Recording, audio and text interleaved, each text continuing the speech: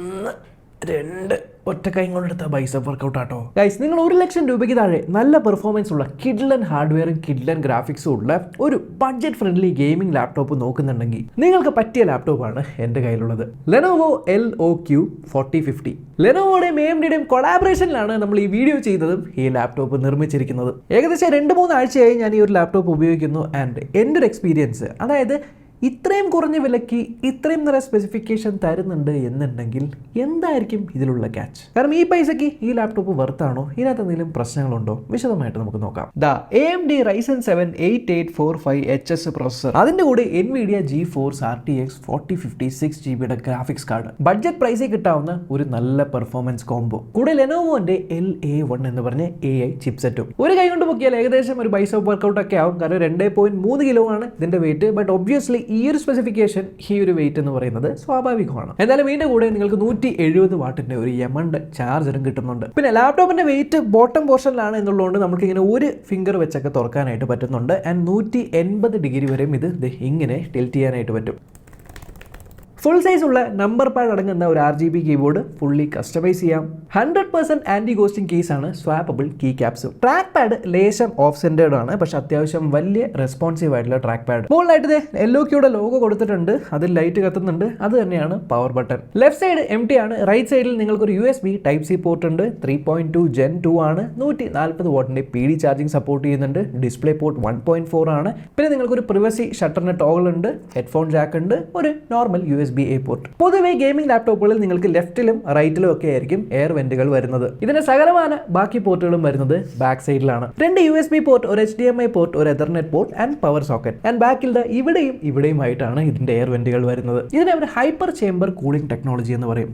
ഇപ്പൊ back side അടിയിൽ നിങ്ങൾ നോക്കിക്കഴിഞ്ഞാൽ ഇവിടെ നിങ്ങൾക്ക് 2 ഹണി കോംബ് മെഷ് കാണാൻ പറ്റും. ആൻഡ് ഇവിടെ കണ്ടില്ലേ ഒരു ചെറിയ റേസ്ഡ് പോർഷൻ ഉണ്ട്. സോ നിങ്ങൾ ഫ്ലാറ്റ് ആയിട്ടുള്ള ഒരു സർഫേസിൽ വെച്ച് കഴിഞ്ഞാൽ അടിയിൽ കൂടെ നിങ്ങൾക്ക് ചെറിയ ഗ്യാപ്പ് കാണാനായിട്ട് പറ്റും. ഇത് എങ്ങനെയാണ് വർക്ക് ചെയ്യുന്നതെന്ന് വെച്ചാൽ നമ്മുടെ സൈഡിൽ നിന്നും അടിയിൽ നിന്നും ഒക്കെ ഈ ഒരു എയർ ഈ 2 ഫാനുകളും സക്ക് ചെയ്തിട്ട് ഇത് രണ്ടും ബാക്കിൽ കൂടെ ഇതിങ്ങനെ അടിച്ചു വിടും. ഇതുകൊണ്ട് നിങ്ങൾ കുറച്ചുകൂടി ബെറ്റർ ആയിട്ടുള്ള കൂളിംഗ് കിട്ടും. ഏകദേശം സർഫസ് ടെമ്പറേച്ചർ 2 ഡിഗ്രി വരെ താഴേക്ക് വരുന്നുണ്ട്. പ്ലസ് നിങ്ങൾ മൗസ് ഒക്കെ യൂസ് ചെയ്യുന്ന സമയത്ത് ഈ റൈറ്റിൽ കാറ്റ് വരുമ്പോഴൊക്കെ കയ്യിൽ ചൂടടിക്കും. ആ ഒരു പ്രശ്നം ഇവിടെ വരുന്നില്ല. ബെറ്റർ ആയിട്ടുള്ള തെർമൽസ് കിട്ടും. ആൻഡ് നോർമലി യൂസ് ചെയ്യുമ്പോൾ ഇതാണ് ഇതിന്റെ ഫാൻ സൗണ്ട്.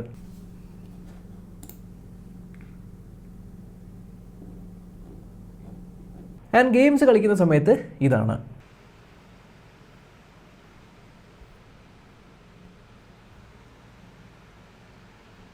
സോ ഫ്രണ്ടിലും സൈഡിലും അല്ല വെന്റ് ഉള്ളത് എന്നുള്ളതുകൊണ്ട് നമുക്ക് കാര്യമായിട്ടുള്ള നോയ്സ് ഒന്നും വരുന്നില്ല. കുറച്ചുകൂടി സൈലന്റ് ആയിട്ട് ഫീൽ ചെയ്യും. 15.6 ഇഞ്ചിന്റെ ഫുൾ HD ആയിട്ടുള്ള IPS LCD 144 ഹെർട്സിന്റെ പാനലാണ്. വേണമെങ്കിൽ WQHD 165 ഹെർട്സിന്റെ ഓപ്ഷനിൽ ലഭിക്കുന്നുണ്ട്. കൂടാതെ NVIDIAയുടെ G-Syncും AMDയുടെ FreeSyncും സപ്പോർട്ട് ചെയ്യും. ഏകദേശം 300 നിറ്റ്സിന്റെ ഒരു പീക്ക് ബ്രൈറ്റ്നസ് ആണ് വരുന്നത്. പൊതുവെ ഗെയിമിംഗ് ലാപ്ടോപ്പുകൾ നമ്മൾ ഇൻഡോറിലാണ് യൂസ് ചെയ്യുന്നത് എന്നുള്ളതുകൊണ്ട് ഈ ഒരു ബ്രൈറ്റ്നസ് ഇൻഡോർ കണ്ടീഷൻസിൽ ആഡിക്വേറ്റ് ആണ്. മുകളിൽ ഈ ഒരു ഫ്ലെക്സ് വരുന്നുണ്ട്. കീബോർഡിൽ ഈ ഒരു ഫ്ലെക്സ് നമുക്ക് കാണാം. ബട്ട് പേടിയേണ്ട, ഇത് മിലിറ്ററി ഗ്രേഡ് ഡ്യൂറബിൾ ആണ്. അതുകൊണ്ട് തന്നെ റഫ് യൂസിനൊക്കെ വലിയ പ്രശ്നമൊന്നുമില്ല. എന്നാലും 16 GB DDR5 റാം ആണ് ഇതിനകത്തുള്ളത്. വേണമെങ്കിൽ നിങ്ങൾക്ക് ഒരെണ്ണം കൂടി ഇട്ട് 32 GB വരെ എക്സ്പാൻഡ് ചെയ്യാം. ആൻഡ് ഈ ഒരു പ്രൈസിൽ നമുക്ക് കിട്ടാവുന്ന one of the most powerful chipset ആണ് ഇതിനകത്തുള്ളത്. Yes, AMD Ryzen 7. Ryzen 7ന്റെ 8845HS എന്ന് പറഞ്ഞ ഒരു വേരിയന്റ് ആണ് ഇതിനകത്ത്. 8 കോർ ഉണ്ട്, 16 ത്രെഡ് ഉണ്ട്, 3.8 GHz തൊട്ട് 5.1 GHz വരെ നിങ്ങൾക്ക് ക്ലോക്ക് സ്പീഡ് കിട്ടും. ഈ ചിപ്സെറ്റിന്റെ ഏറ്റവും വലിയ പ്രത്യേകത ഇത് ഇവരുടെ Zen 4 ആർക്കിടെക്ചറിലാണ് വരുന്നത്. അവർ ഏറ്റവും ലേറ്റസ്റ്റ് ആയിട്ടുള്ള 4 നാനോമീറ്റർ ചിപ്സെറ്റ്. സോ നോർമലി നമ്മൾ കാണുന്ന ചിപ്സെറ്റുകളെക്കാളും കുറച്ചുകൂടി പവർ എഫിഷ്യൻ്റ് ആയിട്ടുള്ള ഒരു ചിപ്സെറ്റ് ആണ്. വെൽ ഗെയിമിംഗ് ലാപ്ടോപ്സിന്റെ ബാറ്ററി ബാക്കപ്പ് ഒരു പ്രശ്നമാണെങ്കിലും നോർമൽ യൂസിൽ ഈ ഒരു ചിപ്സെറ്റ് കാരണം നമുക്ക് കുറച്ചുകൂടി ബെറ്റർ ബാറ്ററി ബാക്കപ്പ് കിട്ടും. പിന്നെ 16 ടോപ്സിന്റെ Ryzen Aയും ഇതിനകത്ത് ഇന്റഗ്രേറ്റഡ് ആണ്. പല ലാപ്ടോപ്പുകൾ ഇപ്പോൾ കാണാത്തൊരു സാധനം ഇതിനകത്തുണ്ട്. വേറൊന്നുമല്ല, മൈക്രോസോഫ്റ്റ് ഓഫീസ് ഓൾറെഡി നിങ്ങൾക്ക് ഇത് മേടിക്കുമ്പോൾ കിട്ടും. നോർമൽ ഡേ ടു ഡേ ടാസ്കുകൾക്ക് ഒന്നും ഒരു പ്രശ്നമില്ല. ഇപ്പം നിങ്ങൾ എക്സൽ ടൈപ്പ് ചെയ്യുവാണ്, വേർഡ് ടൈപ്പ് ചെയ്യുവാണ്, പ്രസന്റേഷൻ ഉണ്ടാക്കുവാണ്, ബ്രൗസ് ചെയ്യുവാണ്, യൂട്യൂബ് കാണുവാണ്, ഇതിനൊക്കെ അടിപൊളിയായിട്ട് പെർഫോം ചെയ്യുന്ന ഒരു ലാപ്ടോപ്പ് തന്നെയാണ് ഇത്. പക്ഷെ ആ പരിപാടിക്ക് വേണ്ടിയല്ലല്ലോ നമ്മളൊരു ഗെയിമിംഗ് ലാപ്ടോപ്പ് മേടിക്കുന്നത്. ഇതിനെ ഒരു ഗെയിമിംഗ് ലാപ്ടോപ്പ് ആക്കി മാറ്റുന്നത് ഇതിനകത്തുള്ള ഗ്രാഫിക്സ് ആണ്. NVIDIAയുടെ GeForce RTX 4050 6GB graphics card. ഏകദേശം 105 വാട്ടിന്റെ ഒരു TGP അഥവാ ടോട്ടൽ ഗ്രാഫിക്സ് പവർ ഇതിനകത്തുണ്ട്. 2370 മെഗാഹെർട്സിന്റെ ഒരു ബൂസ്റ്റഡ് ക്ലോക്ക് സ്പീഡും. സോ ഇതിനകത്ത് ഏതൊരു ഗെയിമും നിങ്ങൾക്ക് വേണമെങ്കിൽ ഹൈ സെറ്റിംഗിൽ കളിക്കാം. ബട്ട് ഗെയിമിങ്ങിന്റെ പാർട്ടിലേക്ക് ഞാൻ വരാം. അതിന് മുന്നേ നിങ്ങളിപ്പോൾ ഫോട്ടോഷോപ്പ് ചെയ്യാൻ വേണ്ടി ഒരു ലാപ്ടോപ്പ് നോക്കുവാണ്. ഇതിൽ നടക്കും. ഒരു 4K വീഡിയോ എഡിറ്റിംഗ് ചെയ്യാൻ ലാപ്ടോപ്പ് നോക്കുവാണ്, ഇതിൽ നടക്കും. എന്തിന് 3D rendering, AutoCAD, blender and even പരിപാടികൾ, ML ഡേറ്റ സെറ്റുകൾ ചെയ്യുക, അത്തരത്തിലുള്ള എല്ലാ പരിപാടികൾക്കും നിങ്ങൾക്ക് ഈ ഒരു ലാപ്ടോപ്പ് അനുയോജ്യമാണ്. പക്ഷേ ഇത്രയും പവർഫുൾ ആയിട്ടുള്ള ലാപ്ടോപ്പിൻ്റെ ഫുൾ പൊട്ടൻഷ്യൽ നിങ്ങൾക്ക് കിട്ടണമെങ്കിൽ ഡെഫിനറ്റ്ലി ഒരു കാര്യം നിങ്ങൾ മറക്കരുത്, ഇതിനെ പ്ലഗിൽ കുത്തി യൂസ് ചെയ്യുക. ഇതിനകത്തുള്ള GPU ഉണ്ടല്ലോ, ഈ GPU പൊതുവെ ഓൺ ആവണം, ഇതിനുള്ള മാക്സിമം പവർ കിട്ടണമെങ്കിൽ ജസ്റ്റ് ബാറ്ററി കൊണ്ട് മാത്രം പറ്റില്ല. നിങ്ങൾ ആ 170 വാട്ടിൻ്റെ പവർ അഡാപ്റ്റർ കുത്തിയാലേ ഇതിൻ്റെ ഫുൾ പൊട്ടൻഷ്യൽ കിട്ടുള്ളൂ. എന്നെ തെറ്റിദ്ധരിക്കേണ്ട, നോർമൽ ടാസ്കുകൾ നിങ്ങൾ ചെയ്യുന്ന സമയത്ത് ഇത് കുത്തിയിട്ടില്ലെങ്കിലും കുഴപ്പമൊന്നുമില്ല. കാരണം ആ ഒരു സമയത്ത് കുത്തിയിട്ടിട്ടില്ലെങ്കിൽ ഇൻറ്റഗ്രേറ്റഡ് ആയിട്ടുള്ള ഇതിനകത്തുള്ള AMD റേഡിയോൺ ഗ്രാഫിക്സ് ഉണ്ട്, ആ ഗ്രാഫിക്സ് ആയിരിക്കും ഉപയോഗിക്കുന്നത്. അവർ നോർമൽ ലാപ്ടോപ്പ് യൂസ് ചെയ്യുന്നത് പോലെ നിങ്ങൾക്ക് യൂസ് ചെയ്യാം. ബട്ട് ഗ്രാഫിക്സ് ഇൻറ്റൻസീവ് പരിപാടികൾ ചെയ്യുന്ന സമയത്ത് കുത്തിയിടണം. 60 വാട്ട് അവറിന് ഒരു ബാറ്ററിയാണ് ഇതിനകത്ത് വരുന്നത്. സോ ജനറലി നമ്മൾ ഗെയിമിംഗ് ലാപ്ടോപ്പിൽ എക്സ്പെക്ട് ചെയ്യുന്ന ഒരു ബാറ്ററി ബാക്കപ്പ് തന്നെയാണ് കിട്ടുന്നത്. ഏകദേശം 2 to 3 hours ബാറ്ററി ബാക്കപ്പും നോർമൽ ടാസ്കുകളൊക്കെ ചെയ്യുമ്പോൾ ഒരു 4 മണിക്കൂറൊക്കെ സുഖമായിട്ട് നിങ്ങൾക്ക് കിട്ടും. ഇനി ഗെയിമിങ്ങിൻ്റെ കാര്യം വരുവാണെങ്കിൽ ഞാൻ ഗെയിമിങ് ഇതിനകത്ത് ചെയ്തു നോക്കി. റെഡ് ഡെഡ് റിഡംപ്ഷൻ 2 കളിച്ച് നോക്കി. മാക്സിമം ഹയസ്റ്റ് സെറ്റിങ്ങിൽ ഞാൻ ഇട്ട് നോക്കി. FPS ഒക്കെ ഇവിടെ നിങ്ങൾക്ക് കാണാം, ഒരു 60 above FPS, ഒരു 70-75 FPS ഒക്കെ കോൺസ്റ്റൻ്റ് ആയിട്ട് കിട്ടുന്നുണ്ട്. പല സീനുകളിലും 100 FPS വരെയൊക്കെ പോകുന്നുണ്ട്. ബട്ട് ഒരു രക്ഷയില്ലാത്ത ഗ്രാഫിക്സ്, റേ ട്രേസിങ് കാര്യങ്ങളൊക്കെയാണ്. ആൻഡ് എന്താ പറയുക, എനിക്ക് കളിച്ച് നോക്കിയപ്പോൾ ഒരു പ്രശ്നവും, ഒരു ഹിക്കപ്സ്, ഒരു ഫ്രെയിം ഡ്രോപ്സ് ഒന്നും തന്നെ കാര്യമായിട്ട് തോന്നിയില്ല. അടിപൊളിയായിട്ട് ഗെയിം കളിക്കാനായിട്ട് പറ്റുന്നുണ്ട്. കുറച്ചുകൂടി ഗെയിമിങ്ങിന് ഇൻറ്റൻസിഫൈ ചെയ്യാനായിട്ട് ഞാൻ ഡൂം എറ്റേണൽ ഇൻസ്റ്റാൾ ചെയ്ത് നോക്കി. ആൻഡ് ഡൂം എറ്റേണലും ഇതേപോലെ ഫുൾ ഹയസ്റ്റ് ഗ്രാഫിക്സിലിട്ടിട്ട് കളിക്കുക. അത് കുറച്ചുകൂടി ഫാസ്റ്റ് പേസ്ഡ് ഗെയിമാണ്. സോ പെട്ടെന്ന് വിഷ്വൽസ് എല്ലാം റെൻഡർ ചെയ്യണം. ആൻഡ് ഒരുപാട് എലിമെൻറ്റ്സ് അതിനകത്തുണ്ട്. ബട്ട് അത് പുഷ്പം പോലെ ഇതിനകത്ത് കളിക്കാൻ പറ്റും. അത് ഏകദേശം 100 FPS മുകളിലായിട്ട് കിട്ടുന്നുണ്ട് എന്നുള്ളത് it is really good. So ഈ ഒരു ലാപ്ടോപ്പിന് എന്തൊരു ഗെയിമും സുഖമായിട്ട് ഹാൻഡിൽ ചെയ്യാനായിട്ട് പറ്റുന്നുണ്ട് എന്നുള്ളതൊരു ഇംപ്രസീവ് ആയിട്ടുള്ള കാര്യമാണ്. പക്ഷേ ഒരു കാര്യം നിങ്ങൾ ശ്രദ്ധിക്കുക കേട്ടോ, ഗെയിം കളിക്കുന്ന സമയത്ത് ശരിയാണ്, ഇതിനെക്കൊണ്ട് ഹെവി ഡ്യൂട്ടി ടാസ്ക് ഒക്കെ ചെയ്യാനായിട്ട് പറ്റുമെങ്കിലും ഇതൊരു ലാപ്ടോപ്പാണ്. സോ നിങ്ങൾക്കിപ്പോൾ 1080pയിൽ ഒരു ഗെയിം അത്യാവശ്യം നല്ല ഗ്രാഫിക്സ് കളിക്കാൻ പറ്റുമെന്നുണ്ടെങ്കിൽ അതിനെ കൊണ്ടുപോയിട്ട് നിങ്ങൾ ഹയസ്റ്റ് ഒരു 4K ഇട്ട് എല്ലാ അൾട്രയിലിട്ട് കളിച്ചു കഴിഞ്ഞാൽ പോട്ടിലിനൊക്കെ, അതായത് 6GB റാം VRAM ആണല്ലോ, ഒരു 6GBയുടെ ഫുള്ളും യൂട്ടിലൈസ് ചെയ്യുന്ന രീതിക്കുള്ള ഗ്രാഫിക്സിലിട്ട് ഇത് കളിച്ചു കഴിഞ്ഞാൽ കളിക്കാനൊക്കെ പറ്റും, കുഴപ്പമൊന്നുമില്ല. പക്ഷേ അങ്ങനെ ഇതിനെ അബ്യൂസ് ചെയ്യുന്നത് ലാപ്ടോപ്പിന് ഒരിക്കലും നല്ലതല്ല. സോ ലാപ്ടോപ്പിന് ലാപ്ടോപ്പായിട്ട് കണ്ട് വേണം കളിക്കാൻ. എന്തായാലും മേടിക്കുമ്പോൾ നിങ്ങൾക്ക് 3 മാസത്തിൻ്റെ Xbox ഗെയിം പാസ് കിട്ടുന്നുണ്ട്. ആൻഡ് 4Kയിൽ ഗെയിം കളിക്കരുത് എന്നല്ല കേട്ടോ ഞാൻ പറയാം, വേണമെങ്കിൽ കളിക്കാം. ബട്ട് 4Kയിൽ വീഡിയോ സുഖമായിട്ട് നിങ്ങൾക്ക് എഡിറ്റ് ചെയ്യാൻ അതിനൊന്നും ഒരു കുഴപ്പമില്ല. എൻ്റെ കയ്യിലുള്ളത് 512 GB SSD ഉള്ള ഒരു മോഡലാണ്.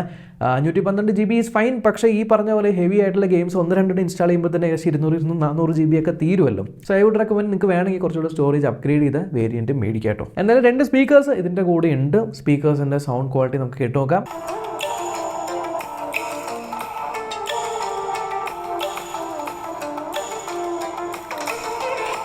നോർമലി ഗെയിമിംഗ് ലാപ്ടോപ്പിൽ നമ്മൾ കേൾക്കുന്ന ടൈപ്പ് ഓഫ് സ്പീക്കേഴ്സാണ്. പക്ഷേ ഐ വുഡ് റെക്കമെൻഡ് ഇതിനകത്ത് നഹീമിക് ഓഡിയോ എന്ന് പറയുന്ന സംഭവമുണ്ട്.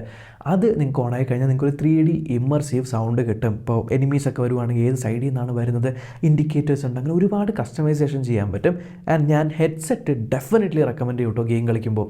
ആൻഡ് ഗെയിമിങ്ങിന് നിങ്ങളൊരു നല്ല ഹെഡ്സെറ്റ് നോക്കുന്നുണ്ട് എന്നുണ്ടെങ്കിൽ ഈ ഒരു സാധനം കിഡ്ലനാണ്. ഇത് ലീജിയൻ്റെ H600 എന്ന് പറഞ്ഞാൽ വയർലെസ് ഗെയിമിംഗ് ഹെഡ്സെറ്റാണ്.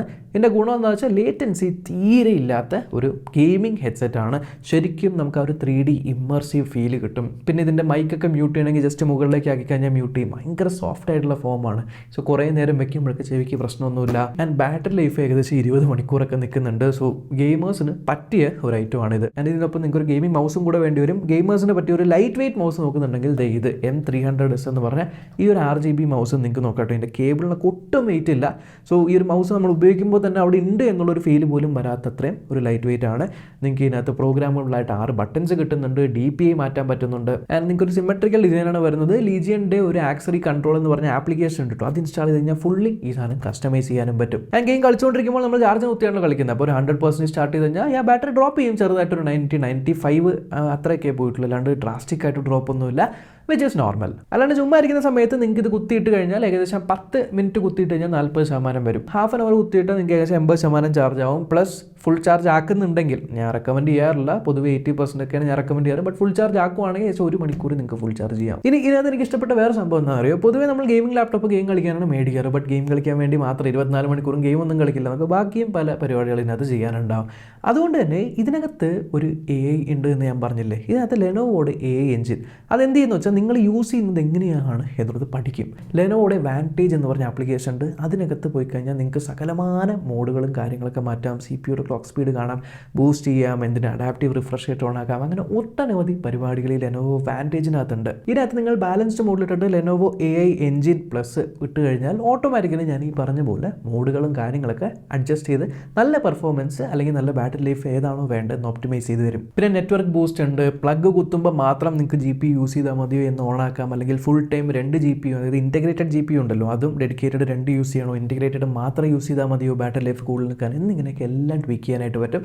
പിന്നെ ഇവിടെ ലെനോവോ സ്പെക്ട്രം ഉണ്ട്. അതുവഴിയാണ് നിങ്ങൾക്ക് കീബോർഡുള്ള RGB എല്ലാം കസ്റ്റമൈസ് ചെയ്യാം. ഫ്രണ്ട് ഫേസിംഗ് ക്യാമറ ഏകദേശം ഇത്തരത്തിലാണ് ഇരിക്കുന്നത്. ഇപ്പം നിങ്ങൾ കണ്ടുകൊണ്ടിരിക്കുന്നത് ലെനോവോ LOQ4050യുടെ ഫ്രണ്ട് ക്യാമറയിൽ നിന്നുള്ള ഒരു ഫുട്ടേജ് ആണ്. ഇനി ഈ പ്രൈവസി ഷട്ടർ ഞാനൊന്ന് ടോഗിൾ ചെയ്ത് കഴിഞ്ഞാൽ എന്റെ ശബ്ദം കേൾക്കാനായിട്ട് പറ്റും, പക്ഷെ എന്റെ വീഡിയോ ഓഫ് ആയിട്ടുണ്ട്. അത് വീണ്ടും ഇങ്ങനെ ആക്കി കഴിഞ്ഞാൽ ഞാൻ തിരിച്ച് വന്നേക്കാണ്. അപ്പോൾ ഏകദേശം ഈ ഒരു ക്വാളിറ്റി ആയിരിക്കും നമുക്ക് കിട്ടുന്നത്. ലെനോവോ ലാപ്ടോപ്പുകളുടെ ഒരു ഗുണം എന്താണെന്ന് വെച്ചാൽ ഇപ്പോൾ ഈ ഒരു LOQ ലാപ്ടോപ്പ് ഞാനിപ്പോൾ വെച്ചേക്കുന്ന ഈ കൺഫിഗറേഷൻ ഉണ്ടല്ലോ, ഇത് നിങ്ങൾക്ക് വേണമെങ്കിൽ കസ്റ്റമൈസ് ചെയ്യാം. ജസ്റ്റ് ലെനോവോ.comൽ പോയിട്ട് നിങ്ങൾ ഈ ഒരു ലാപ്ടോപ്പ് എടുത്തു കഴിഞ്ഞാൽ നിങ്ങൾക്ക് എത്ര റാം വേണം, എത്ര സ്റ്റോറേജ് വേണം, ഏത് ഡിസ്പ്ലേ ടൈപ്പ് വേണം, അങ്ങനെ ഒരുപാട് കാര്യങ്ങൾ കസ്റ്റമൈസ് ചെയ്ത് നിങ്ങൾക്ക് വേണമെങ്കിൽ ഭയങ്കര ബഡ്ജറ്റ് ഫ്രണ്ട്ലി ആയിട്ടും ഈ ലാപ്ടോപ്പ് ബിൽഡ് ചെയ്തെടുക്കാം, ഭയങ്കര ഹൈ എൻഡ് ആയിട്ടും ഈ ലാപ്ടോപ്പ് ബിൽഡ് ചെയ്തെടുക്കാൻ പറ്റും എന്നുള്ളതാണ്. ലിങ്ക് ഞാൻ വേണമെങ്കിൽ താഴെ കൊടുത്തേക്കാം, ചെക്ക് ചെയ്ത് നോക്കുക. ആൻഡ് ഈ ഒരു ലാപ്ടോപ്പ് ആർക്ക് വേണ്ടിയുള്ളതാണെന്ന് ചോദിച്ചാൽ നിങ്ങളൊരു ബഡ്ജറ്റ് ഫ്രണ്ട്ലി പ്രൈസ് പോയിന്റിൽ എനിക്ക് high end hardware, high end specification, കിട്ടില്ല ഗെയിമിംഗ് ചെയ്യാൻ പറ്റുന്ന, കിട്ടില്ല എഡിറ്റിംഗ് ചെയ്യാൻ പറ്റുന്ന, ഫോട്ടോഷോപ്പ് ചെയ്യാൻ പറ്റുന്ന, അങ്ങനെ എല്ലാ പെർഫോമൻസ് പരിപാടികളും ചെയ്യാൻ പറ്റുന്ന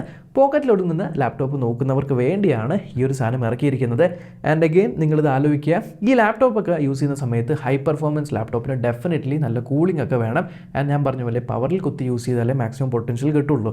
സോ ഈ ഒരു അടിയിൽ ഇങ്ങനെ പൊക്കി വെച്ചേക്കുന്ന സാധനം കണ്ടില്ല, എയർ സക്ക് ചെയ്യാൻ വേണ്ടിയാണ്. സോ നിങ്ങൾ ഇതെടുത്തിട്ട് ബെഡിൻ്റെ മുകളിലൊക്കെ വെച്ച് ഉപയോഗിച്ച് കഴിഞ്ഞാൽ ഈ എയർ വെൻ്റൊക്കെ ക്ലോസ് ആയൊക്കെ ഉപയോഗിക്കുമ്പോഴാണ് ഈ മദർ ബോർഡിനൊക്കെ ചൂട് കൂടിയിട്ട് ഇഷ്യൂസും കാര്യങ്ങളൊക്കെ വരുന്നത്. സോ പ്രോപ്പറായിട്ട് നിങ്ങൾ ഗെയിമിംഗ് ലാപ്ടോപ്പിനെ ഗെയിമിംഗ് ലാപ്ടോപ്പായിട്ട് കണ്ട് അധികം ബോട്ടിൽ നെക്ക് ചെയ്യാതെ യൂസ് ചെയ്ത് കഴിഞ്ഞാൽ ഒരുപാട് കാലം നിങ്ങൾക്ക് സുഖമായിട്ട് ഈ ഒരു ലാപ്ടോപ്പ് ഒരു നെക്സ്റ്റ് 4-5 ഇയേഴ്സിനേക്കുള്ള ഒരു ഇൻവെസ്റ്റ്മെൻ്റ് ആയിട്ട് ഇത് മാറും. അപ്പോൾ അത്രയുള്ള ഒരു വീഡിയോ, നമുക്കിനി അടുത്ത വീഡിയോ കാണാം. ബൈ.